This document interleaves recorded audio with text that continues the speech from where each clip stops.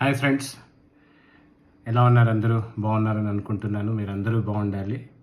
మీలో నేను ఒకటిగా ఉండాలని కోరుకుంటున్నాను.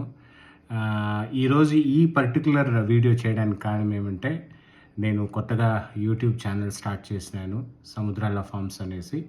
ఈ ఛానల్ మీద దాదాపుగా ఒక 70-80 షార్ట్స్ కానీ, ఇన్స్టాగ్రామ్ రీల్స్ కానీ నా నా ఈ ఛానల్ ద్వారానే వచ్చింది. ప్లస్ మీరందరూ కూడా ఆదరించినారు.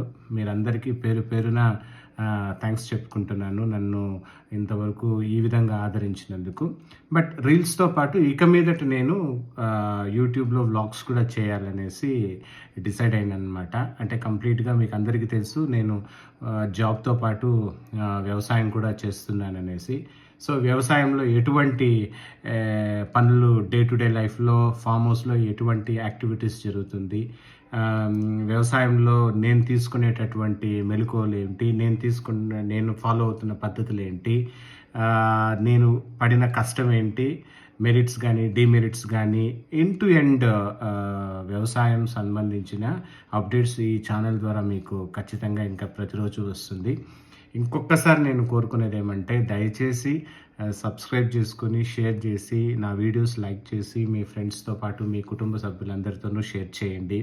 ఎందుకంటే మీరు ఇచ్చేటటువంటి ప్రోత్సాహమే నన్ను ఇంకా కొత్తగా కంటెంట్ క్రియేట్ చేయడానికి, కొత్త వీడియోస్ చేయడానికి ఆస్కారం ఉంటుంది. ఎందుకంటే నాకు ఇప్పటివరకు చాలా తక్కువగా ఉన్నారు సబ్స్క్రైబర్స్. సో ఈ సబ్స్క్రైబర్స్ అనేది పెరగాలన్నమాట. సో ఎంతమంది వ్యూవర్స్ నాకు ఉంటారో, నాకు అంత యాక్టివ్గా నేను వీడియోస్ చేయగలుగుతాను. హాయ్ ఫ్రెండ్స్, ఈరోజు నేను కొద్దిగా లేట్గా వెళ్తున్నాను ఫామ్ హౌస్కు. ఎందుకంటే మార్నింగ్ ఆఫీస్ కాల్స్ అన్నీ ఎక్కువగా ఉన్నది.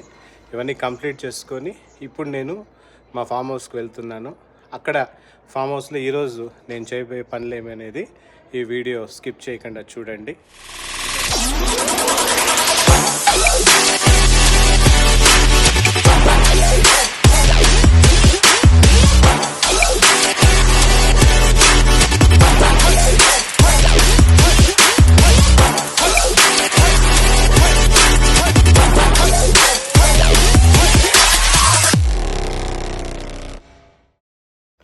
ఇప్పుడు ఇక్కడ చూసినారంటే ట్రాక్టర్ నుంచి రాళ్ళు దింపుతున్నారు. ఎందుకు ఈ రాళ్ళు అంటే, ఫామ్ హౌస్ చుట్టూరు కంప్లీట్గా బౌండరీస్లో రాళ్లతో ఫెన్సింగ్ వేయాలనేసి ప్లాన్తో ఈరోజు తమిళనాడు నుంచి ఈ టీంను పిలిపించినాను.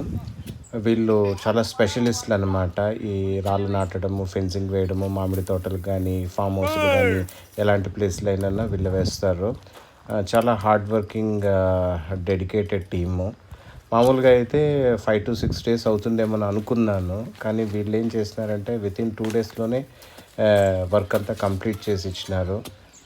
ఎటువంటి ప్రాబ్లం లేకుండా, ఎటువంటి డిలే లేకుండా చేసి ఇచ్చినారు. చాలా హ్యాపీ అనిపించింది వీళ్ళ వర్క్ చూసి. ఇక్కడ చూసినారంటే ఇది మామిడి తోట క్లీన్ చేసిన తర్వాత ఈ విధంగా ఉంది. మామిడి తోట చుట్టూరు వీళ్ళు ఫెన్సింగ్ వేస్తున్నారు.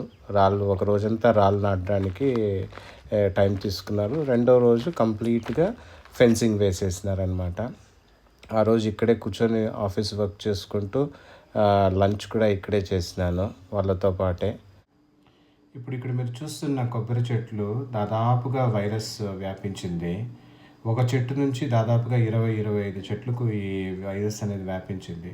సో మామూలుగా నేనేం చేస్తానంటే, ప్రతి 4 నెలలకు ఒకసారి చెట్టు అడుగు భాగంలో zinc, magnesium, iron, boron, manganese, sulphite ఇవి 4 కలిపి నేను అడుగు భాగంలో చెట్టు అడుగు భాగంలో వేస్తానన్నమాట. ఈ విధంగా వేయడం వల్ల ఏమవుతుందంటే, ఈ పెన్సిల్ టాప్ డిజార్డర్ అనేది చాలా మటుకు తగ్గుతుందన్నమాట. ఇక్కడ చూసారంటే ఈ వీడియోలో కూడా నేను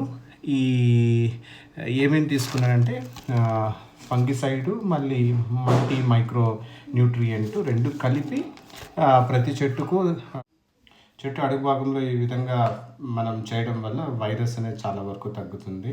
ఇక్కడ చూడొచ్చు మీరు, మరుసటి రోజు వంట ఏర్పాటు జరుగుతుంది. మామూలుగా ప్రతిరోజు ఎంతమంది వర్కర్స్, ఎంతమంది పని వాళ్ళు ఉంటే అంతమందికి మేమే భోజన వసతి కూడా కల్పిస్తాము. ఎందుకంటే ఒక కుటుంబంగా, ఒక టీమ్గా అందరూ కలిసి వర్క్ చేస్తామన్నమాట.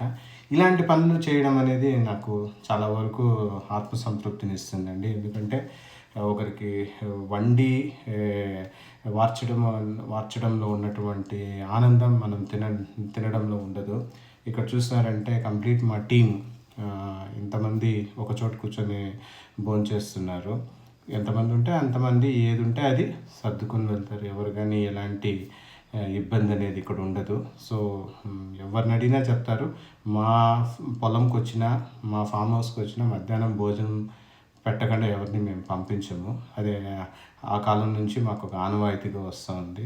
ఇంక ఇక్కడ మళ్ళీ వర్కర్సు మధ్యాహ్నం వాళ్ళ వర్క్ను మళ్ళీ స్టార్ట్ చేసినారు. ఇంక ఇక్కడ చూసినారు అంటే వరి పంట, వరి పొలం చూడొచ్చు మీరు. రబీలో చాలా తక్కువగా వేసినాము, ఎందుకంటే ఖరీఫ్లో ఆల్రెడీ దిగుబడి బాగానే వచ్చింది. దాదాపుగా 30 క్వింటాల వరకు దిగుబడి అయితే వచ్చింది. అందువల్ల ఎక్కువ వేసుకోలేదు, ఎందుకంటే ఆవులకు ఎండు కసువు కావాలి కాబట్టి. అందువల్ల మళ్ళీ ఇంకొకసారి రబీలో వరి పంట అనేది సాగు చేస్తున్నాము. ఎక్కువ పెస్టిసైడ్స్ కానీ కెమికల్స్ యూస్ చేయడం కానీ నేను చాలా వరకు తగ్గిస్తాను. అంటే 100% ఆర్గానిక్ అని చెప్పలేనండి, అబద్ధం అవుతుంది. ఎందుకంటే నాకుండే అనుభవానికి నేను ఇంకా ఎక్స్పీరియన్స్ అనేది నాకు రావాలి కాబట్టి సాధ్యమైనంత వరకు ఒక సెమీ ఆర్గానిక్గా వెళ్తున్నాను. సో ఇప్పుడు చూసానంటే ఈ పంటకైతే నేను మామూలుగా మా ఫామ్ హౌస్లోనే నేను జీవామృతము, అగ్ని అస్త్రము, నీమాస్త్రము, బ్రహ్మాస్త్రము, బీజాస్త్రము ఇలాంటి సేంద్రియ ఎరువులను తయారు చేస్తానండి. గత 6 నెలలుగా తయారు చేస్తున్నాను.